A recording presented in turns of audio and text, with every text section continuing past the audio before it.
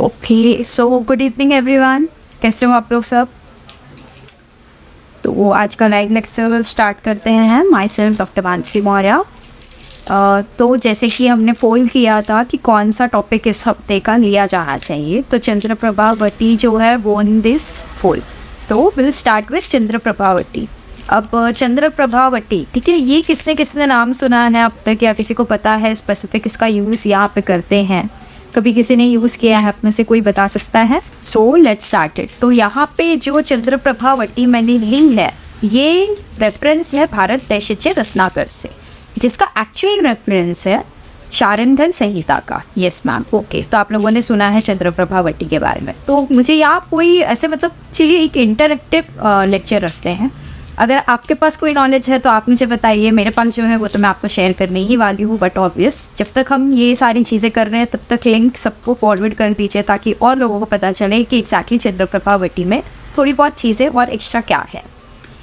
ठीक है, तो ये जो है वो भारत वैशिच्य रत्नाकर का पार्ट है। पार्ट भेद क्या है, मैंने सबसे पहले सेशन में आपको बताया था कि क्यों इम्पोर्टेंट है, तो उस हिसाब से ये भारत वैशिच्य रत्नाकर में है। सेम रेफरेंस आपको रस योग सागर में मिलेगा, और जो इसका मेन रेफरेंस है वो शारंगधर संहिता से है, मध्यम खंड से। फिर इसके अलावा इसका जो रेफरेंस है दैट इज चंद्रप्रभा वटी का रेफरेंस कुछ आपको वैशिच्य रत्नावली में भी मिलेगा, कुछ आपको जो है भारत वैशिच्य रत्नाकर में मिलेगा, रस योग सागर में मिलेगा, रस रत्न समुच्चय में मिलेगा, और योग रत्नाकर में भी मिलेगा। इसके अलावा और भी 2-4 ग्रंथ हैं जहाँ पे आपको चंद्रप्रभा वटी का रेफरेंस मिलेगा। अब जब भी आप चंद्रप्रभा वटी देख रहे हैं तो हमेशा नोटिस कीजिएगा कि उसका पाठ भेद कहाँ से। पाठ भेद यानी कि ये जो मेडिसिन है कौन से ग्रंथ से एग्जैक्टली उठाई गई है, क्योंकि उसके ऊपर डिपेंड करेगा कि ये मेडिसिन किस तरीके से काम करने वाली है। तो चंद्रप्रभा वटी, ठीक है। अब इसके अंदर क्या क्या कंटेंट है, किसी को कुछ पता है कि हाँ इसके अंदर ये कंटेंट है तो इस तरीके से काम करता है, या आप में से कोई मुझे ये बता सकता है कि चंद्रप्रभा वटी का यूज़ कहाँ पे किया जाता है, या आपको अगर कोई भी आइडिया हो थोड़ा बहुत? ठीक है, तो चंद्रप्रभा वटी में जो शारंगधर का रेफरेंस है उसमें टोटल 37 इंग्रेडिएंट्स बताए गए हैं, जिसमें से चंद्रप्रभा यानी कि कर्पूर जो है वो सबसे मेन इंग्रेडिएंट है। बट इसके अलावा इसके अंदर मोस्टली जितने भी इंग्रेडिएंट यूज़ किए गए हैं वो सारे रेचक ज़्यादा करके, ठीक है। फिर इसके अंदर 2 क्षार यूज़ हुआ है, सच्चिक क्षार और यव क्षार। किसी को पता था कि ये 2 क्षार यूज़ हुए हैं? कभी आपने देखा है किसी व्यक्ति के पास कि चंद्रप्रभा वटी जो है वो डायबिटीज़ में दी जा रही है या मूत्र व्याधि में दी जा रही है, यानी कि यूरिन रिलेटेड जो प्रॉब्लम्स होती हैं उसमें दी जा रही है, या डायबिटीज़ में दी जा रही है? कभी किसी ने देखा है किसी व्यक्ति के पास? एनीवन? आप बता सकते हो, मतलब if I am going wrong anywhere तो ठीक है। तो कभी सोचा है कि ये ऐसा क्यों कि डायबिटीज़ में इसको दे रहे हैं, मूत्र व्याधि में इसको दे रहे हैं? कभी आपके इसमें ये यूज्ड इन यूटीआई? यस। तो कैसा है कि जो चंद्रप्रभा है इसके अंदर जो 2 क्षार यूज़ हुए हैं दैट इज़ यव क्षार और सच्चिक क्षार, ये क्या करते हैं, डायूरेटिक का काम करते हैं, यानी कि ये फिल्टर आउट करते हैं और जो एसिड कंटेंट है आपकी यूरिन का उसको कम करने में हेल्प आउट करते हैं, न्यूट्रलाइज करते हैं, जिसकी वजह से yes used in UTI, yes, जिसकी वजह से this act very good in urine problems. तो मूत्रकृच्छ हो गया, मूत्राघात हो गया, एक्सेट्रा एक्सेट्रा। यूज इन प्रमेह, यस, प्रमेह के लिए रेफरेंस में बताया गया है कि जो 20 प्रकार के प्रमेह है ये सब पे काम करता है, ये बहुत अच्छा काम करता है इन प्रमेह। तो यूजुअली चंद्रप्रभा वटी जो है वो वात और कफ ये 2 दोषों के ऊपर एक्ट करती है। ये दोनों ही दोषों को वो है कम करने का काम करती है, बैलेंस करने का काम करती है। तो जहाँ पे भी वातज और कफज व्याधि है वहाँ पे चंद्रप्रभा बहुत अच्छा काम करती है। प्रमेह और जो यूरिन रिलेटेड प्रॉब्लम है ये तो कॉमन चीज़ है, हम सबको पता है कि ठीक है चंद्रप्रभा वटी वहाँ यूज़ होती है। कभी किसी ने इसको अग्निबांधे पे या इंडाइजेशन पे यूज़ करके देखा है? किसको पता है कि वहाँ पे भी इसका यूज़ होता है करके? Anyone? Okay, so let me tell you कि Chandraprabha acts very good in indigestion के प्रॉब्लम में। जहाँ पे भी डाइजेशन का प्रॉब्लम हो रहा है वहाँ पे चंद्रप्रभा बहुत अच्छा काम करती है। अब इसके पीछे का रीज़न क्या है वो मैं आपको बता देती हूँ। इसके अंदर त्रिवित और दंती है, ठीक है, तो ये रेचक का काम बहुत अच्छा करती है। सेकेंडली इसके अंदर त्रिफला है, तो जिसकी वजह से ये रेचक का काम करती है। तो जहाँ पे भी विरेचन होगा यानी कि रेचन होगा वहाँ पे शुगर लेवल अपने आप कम हो जाएगा। क्लेदनाशक, यस। तो डायबिटीज़ में आप नोटिस करना, जब पेशेंट आपके पास आता है उसको पूछना क्या वो कॉन्स्टिपेटेड रहता है। जो पेशेंट हमेशा कॉन्स्टिपेटेड रहते हैं उनका जो शुगर लेवल है हमेशा बढ़ा हुआ मिलेगा आपको कंपेरेटिवली जिनका पेट क्लियर होता है। तो this is the first thing. तो चंद्र प्रभा से क्या होता है कि आपकी जो अगली मानदेय है यानी कि इंडाइजेशन की जो प्रॉब्लम है वो बहुत अच्छी तरीके से सॉल्व हो जाती है। तो ये एक प्लस पॉइंट है अदर देन प्रमेह एंड यूरिन रिलेटेड डिसऑर्डर्स। फिर बाह्य रोग मार्ग, बाह्य, अभ्यंतर और मध्यम, ऐसे 3 रोग मार्ग बताए गए हैं, ठीक है। तो बाह्य रोग मार्ग के हिसाब से देखा जाए तो इसका यूज जो है स्किन डिसऑर्डर्स पे भी दिया गया है, दैट इज कुष्ठ और विचर्चिका। विचर्चिका यानी कि क्या, जो क्रैक्स डेवलप होते हैं हमारे फिंगर्स के टिप पे या फिर पैरों में, ठीक है, तो उसे हम विचर्चिका कहते हैं। तो क्यों वहाँ पे कि बहुत अच्छा इसका यूज दिया गया है चंद्र प्रभा का। चंद्र प्रभा का यूज़ जो है वो यूटीआई यानी कि यूरिन डिसऑर्डर्स वगैरह में तो है, नो डाउट। बट अगर फीमेल इन्फेक्शंस हो रहे हैं, फीमेल्स को इन्फेक्शंस हो रहे हैं, for how long we can use in digestion. See अभी इसके अंदर जो है लोहा का भस्म है, तो wherever we use metals तो आप कोशिश कीजिए कि वो 15 डेज टू 25 डेज तक ही आप मेडिसिन दो, उसके बाद उसको कट डाउन करो, take a gap for few days and then you can start it again, because metal का डाइजेशन होना is very important thing in this case. तो इतना दिन आप इसको यूज़ कर सकते हो। वैसे 15 डेज़ के डोज में ही you can see the results, no doubt.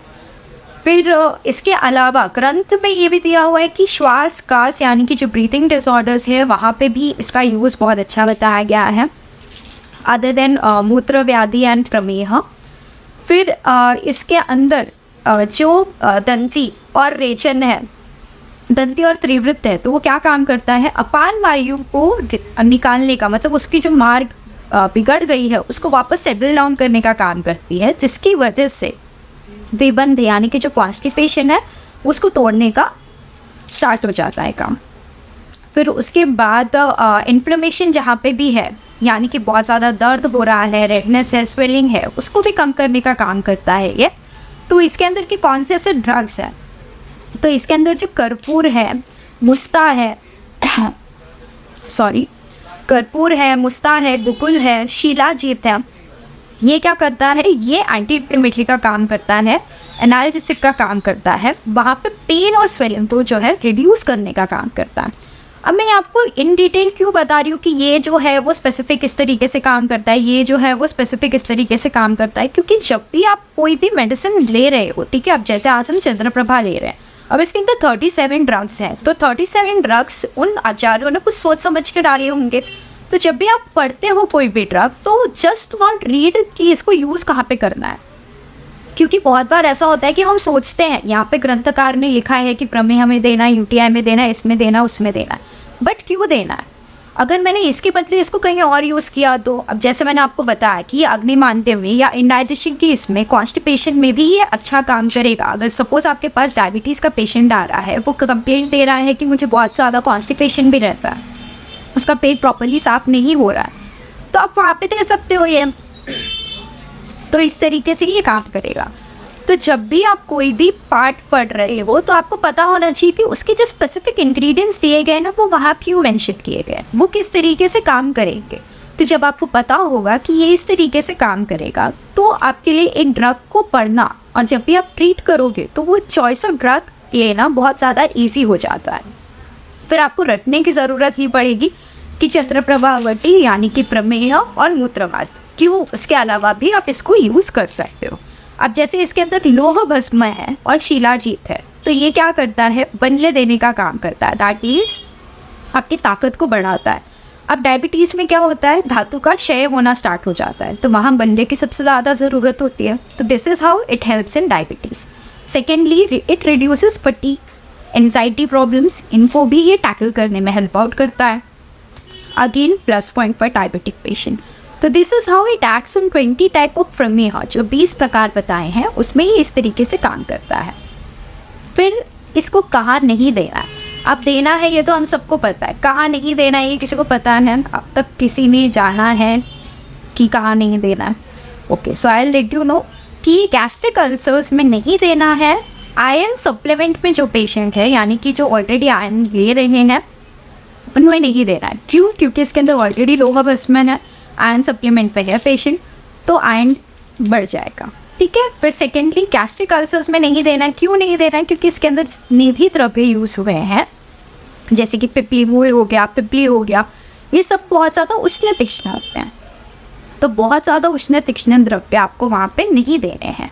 Secondly इसकी उष्ण तीक्ष्णता की वजह से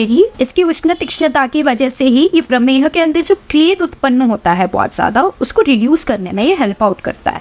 क्लेद प्रमेह में भी उत्पन्न होता है। क्लेद को ही हम क्रेटिनिन के साथ भी कंपेयर करते हैं, तो वो कहाँ पे ये हो जाता है? यूरिन डिसऑर्डर्स में। ठीक है। तो ये क्रैट को भी कम करने में हेल्प आउट करता है। तो ये इतनी चीज़ें जो है आप पर्सनल लेवल पे, अपने ओपीडी लेवल पे ट्राई कर सकते हो। तो I have heard that we should not given patient with high uric acid, is it true? और नो, गाउट में इसका यूज़ दिया गया है because as I said it acts as an diuretic. तो वहाँ पे क्या होता है कि इसके अंदर क्षार है, दैट इज़ बेसिक चीज़ें हैं। तो वो क्या करता है? आपके एसिड लेवल को कम करने में हेल्प आउट करता है और वाया यूरिन इसको निकालने में हेल्प आउट करता है। तो yes, you can give it an uric acid, it's not an issue. Anyone, any doubt left? या आपके नज़र में कोई और टॉपिक होगा तो we can hold it for next time. So this is all about Chandraprabhavati. Chandraprabhavati from Sharangdhar Samhita. ठीक है, शारंधर संहिता के मध्यम खंड से। अनुपान इज एज यूजुअल, आप इसको उष्ण जल के साथ ले सकते हो, इसका कोई स्पेसिफिक अनुपान नहीं बताया हुआ है। एंड भारत भैषज्य रत्नाकर। फिर इसके अलावा रस रत्न समुच्चय। बट रस रत्न समुच्चय का जो टॉपिक दिया हुआ है वो स्पेशली प्रमेह पे बताया गया है, और रस योग सागर का भी जो बताया गया है पार्ट वो स्पेसिफिकली प्रमेह पे बताया गया। बट शारंधर संहिता का जो पार्ट बताया गया वो अदर देन प्रमेह, मूत्रकृच, अदर व्याधिस में भी रिलेट किया गया है। तो इस तरीके से हमने चंद्रप्रभावती के बारे में आज जाना है। सो नेक्स्ट टॉपिक के लिए हम वापस से पुल आउट करेंगे। टिल देन अगर आपके पास कुछ और आइडियाज़ होते तो आप हमें बता सकते हो, डीएम कर सकते हो, पर्सनल आप हमें बता सकते हो कि किस तरीके से हमें और कुछ इसमें इंक्रीमेंट करना चाहिए। Next topic on Ras Sindoor. Okay, we can go for Ras Sindoor. Basically I am रस शास्त्र तो स्टूडेंट, तो obviously we can go for it. Can we use in kidney stone? Yes, we can use it in kidney stone because अश्मरी भी एक ये दिया हुआ है इसमें। आप किडनी रिलेटेड जो भी डिसऑर्डर्स है उसमें वहाँ पे चंद्रप्रभावती आराम से दे सकते हैं। What's the timing of life, ma'am? It's usually between 9 to 9:30. Mostly on Tuesday, Wednesday, or Thursday, as I can time according to my.